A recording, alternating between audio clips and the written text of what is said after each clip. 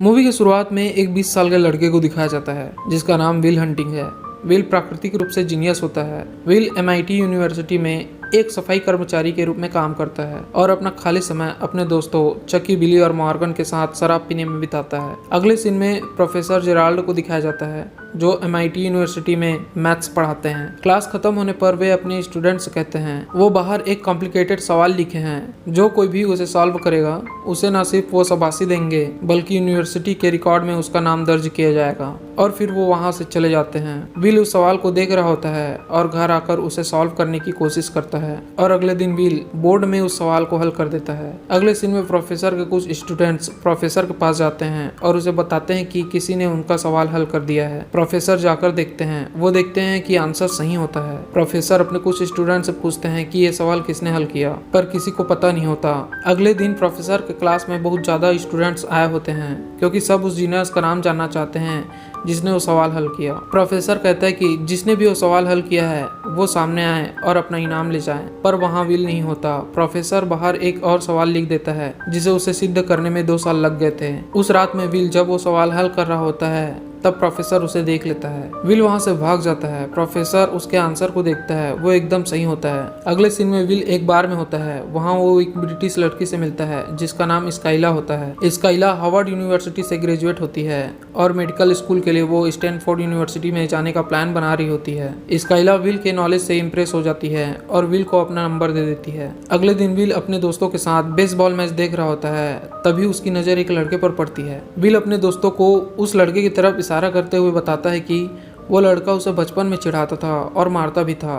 Will और उसके दोस्त मिलकर उस लड़के की पिटाई कर देते हैं, तभी वहाँ पुलिस आ जाती है। विल उस पुलिस को भी मार देता है। पुलिस विल को अरेस्ट कर लेती है। अगले सीन में विल एक कोर्ट में होता है और अपना केस खुद लड़ रहा होता है। ऐसा वो कई बार कर चुका था। जज विल की सारी हिस्ट्री पढ़ लिया होता है और वो विल को जेल भेज देता है और उसकी जमानत की रकम $50,000 रखता है। विल जेल चला जाता है। ये सब प्रोफेसर देख रहे होते हैं। प्रोफेसर विल से जेल में मिलने जाते हैं और विल को ऑफर करते हैं कि अगर विल उसके अंडर मैथ्स की पढ़ाई करे और एक थेरेपिस्ट के पास जाए तो प्रोफेसर विल को जमानत दिला सकते हैं। विल दूसरी बात नहीं मानना चाहता, पर उसके पास जेल से निकलने का कोई दूसरा रास्ता नहीं होता और विल प्रोफेसर की बात मान जाता है। अब विल प्रोफेसर के साथ मिलकर मैथमेटिक्स के सवाल हल करना शुरू कर देता है। दूसरी तरफ जब उसके पास थेरेपिस्ट आता है तो विल उनके साथ अच्छे से बिहेव नहीं करता और अपने थेरेपिस्ट का मजाक उड़ाता है, जिसके कारण उसके थेरेपिस्ट उसके थेरेपी के लिए मना कर देते हैं। इन सब से परेशान प्रोफेसर अपने कॉलेज के रूम में डॉक्टर सॉन के पास जाता है और उसे विल के थेरेपी के लिए बोलता है,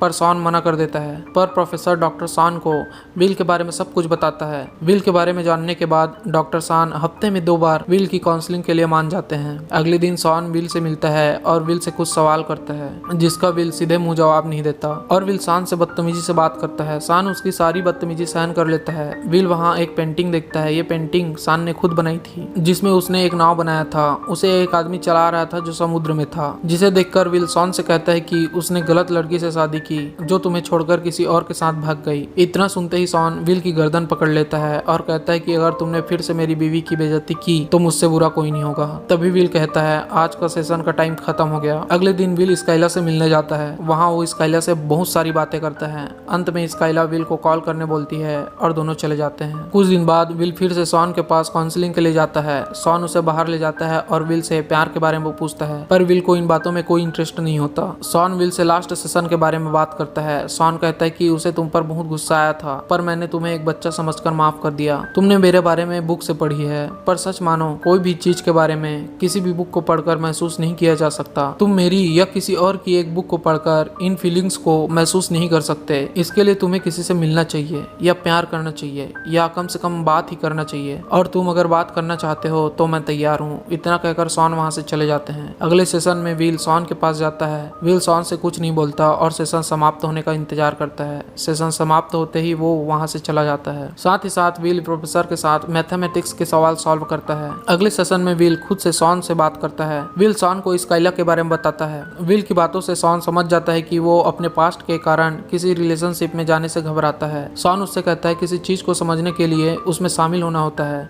तुम्हें स्काइला के साथ दोबारा डेट पर जाना चाहिए। और शॉन अपनी बीवी के बारे में विल को बताता है। शॉन की बातें विल के दिमाग में गहरा छाप छोड़ती है, इसलिए अगले दिन विल स्काइला के पास जाता है और दोनों घूमने जाते हैं। ये मुलाकात स्काइला के साथ बहुत अच्छी होती है। अगले सेशन में विल शॉन से पूछता है, तुम अपनी बीवी से पहली बार कब मिले थे और तुम्हें कब पता चला कि तुम्हें उनसे प्यार हो गया है। शॉन बताता है 21 अक्टूबर 1975 को। उस दिन वर्ल्ड सीरीज का 6वां मैच था और ये एक ऐतिहासिक मैच था और उसके पास इस मैच का पास था। वो अपने दोस्तों के साथ वहां गया था।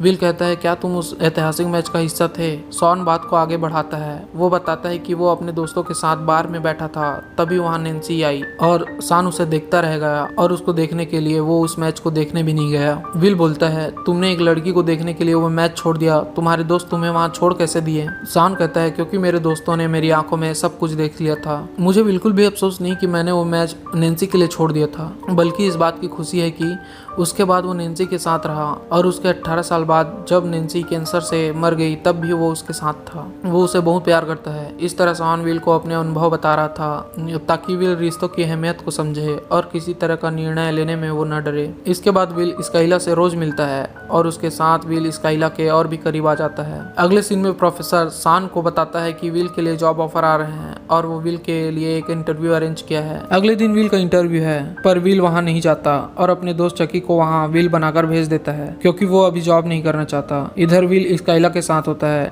स्काइला विल को अपने साथ कैलिफोर्निया चलने को बोलती है क्योंकि स्काइला स्टैनफोर्ड यूनिवर्सिटी में मेडिकल करना चाहती है और वो वहाँ विल के साथ ही रहना चाहती है। लेकिन विल उसे मना कर देता है क्योंकि विल को लगता है कि आज नहीं तो कल स्काइला उसे छोड़ देगी। विल स्काइला को अपने बारे में सच बताता है। विल स्काइला को बताया होता है कि वो 13 भाई हैं, पर ये झूठ था। विल बताता है कि वो अनाथ है। वो बताता है कि उसे बचपन में मारा जाता था और सिगरेटों से जलाया जाता था और ये सब जानने के बाद तुम मेरे साथ नहीं रहना चाहोगे। पर स्काइला उसे प्यार करती है और विल की मदद करना चाहती है, पर विल स्काइला की मदद नहीं लेना चाहता। स्काइला कहती है कि एक बार बोल दो तुम मुझसे प्यार करते हो, पर विल कहता है कि वो उसे प्यार नहीं करता और वहां से चला जाता है। स्काइला बहुत रोती है क्योंकि वो विल को बहुत प्यार करती है, पर विल ये सब इसलिए करता है क्योंकि उसको लगता है जैसे बाकी लोग उसे छोड़कर गए वैसे ही स्काइला भी उसे छोड़कर चली जाएगी। विल गुस्से में प्रोफेसर के पास जाता है और उसकी प्रोफेसर के साथ आर्गुमेंट हो जाती है। फिर विल शॉन के पास जाता है। शॉन विल से पूछता है कि तुम क्या करना चाहते हो। विल इसका जवाब सीधे से नहीं देता, जिसके कारण शॉन विल को वहां से जाने के लिए बोलता है, पर विल अभी नहीं जाना चाहता क्योंकि सेशन का टाइम अभी खत्म नहीं हुआ था। पर शॉन उसे वहां से भगा देता है। विल स्काइला को कॉल करता है और बताता है कि वो इंटरव्यू की तैयारी कर रहा है क्योंकि वो जिंदगी भर गधा मजदूरी नहीं करना चाहता। स्काइला आज जाने वाली थी। वो विल को आई लव यू कहती है, पर विल उसका जवाब नहीं देता। अगले सीन में विल अपने दोस्त चकी के साथ होता है। चकी कहता है कि तुम जीनियस हो और हम नहीं चाहते कि तुम यहाँ काम करो, पर विल चाहता है कि वो अपने दोस्तों के पास रहे और यही काम करे। चकी कहता है कि वो बूढ़ा हो जाएगा तब भी यहाँ से नहीं निकल सकता क्योंकि उसके पास दूसरा कोई स्किल नहीं है और इसका उसे कोई गम नहीं है, पर तुम जीनियस हो और तुम यहाँ से निकलकर एक अच्छी लाइफ जी सकते हो। अगर तुम ये नहीं किए तो मैं तुम्हें मार डालूंगा। अगले सीन में प्रोफेसर शॉन से पूछता है, तुमने विल की काउंसलिंग क्यों बंद कर दी? इस पर शॉन कहता है कि उसे पता है वो क्या कर रहा है। विल अपने साथ बीती घटनाओं की वजह से किसी पर भरोसा नहीं कर पाता क्योंकि उसे हमेशा डर होता है कि जिस पर वो भरोसा करेगा वो उसे धोखा दे देगा और इससे वो बचने के लिए किसी भी रिलेशनशिप को खुद ही बर्बाद कर देता है और ये उसका बचाव का तरीका है। प्रोफेसर और शॉन में विल को लेकर आर्गुमेंट होती है, तभी वहाँ विल आ जाता है। प्रोफेसर वहाँ से चले जाते हैं। शॉन विल की उसके आज तक के सेशन से एक रिपोर्ट तैयार किया है और ये रिपोर्ट वो विल को देता है और विल को उसकी कमजोरी और उसकी डर के बारे में बताता है। विल शॉन से पूछता है कि क्या तुम्हारे साथ ऐसा कभी हुआ है? शॉन विल को बताता है कि उसके पापा बहुत शराब पीते थे और घर आकर मेरे छोटे भाई और माँ को बहुत मारते थे। मैं उन दोनों को बचाने के लिए अपने पापा को उकसाता था ताकि वो मुझे मारे और इस तरह मैं तुम्हारे जैसे दर्द से गुजर चुका हूँ। शॉन कहता है कि आज तक जो तुम्हारे साथ बीता है उसमें तुम्हारी कोई गलती नहीं है। इसके बाद विल शॉन के गले लगकर बहुत रोता है। अगले दिन विल प्रोफेसर के बताए जॉब को ज्वाइन कर लेता है और ये बात वो शॉन को बताता है। शॉन विल को अपना नंबर देता है और कहता है कभी तुम्हें मेरी जरूरत पड़े तो कॉल कर लेना। अगले दिन विल का जन्मदिन होता है। उसके दोस्त उसको एक पुरानी कार गिफ्ट देते हैं और उस दिन विल अपने दोस्तों के साथ बहुत इंजॉय करता है। अगले सीन में विल शॉन को एक लेटर लिखता है। उस लेटर में लिखा होता है, अगर प्रोफेसर जॉब के बारे में पूछे तो कहना मैं ये जॉब नहीं कर सकता क्योंकि मुझे एक लड़की से मिलने जाना है। ये लेटर पढ़कर शॉन मुस्कुराता है क्योंकि शॉन के सेशन से ही विल पूरी तरह ठीक हो गया था और फिर विल को जाते हुए दिखाया जाता है और मूवी यहीं पे समाप्त हो जाती है।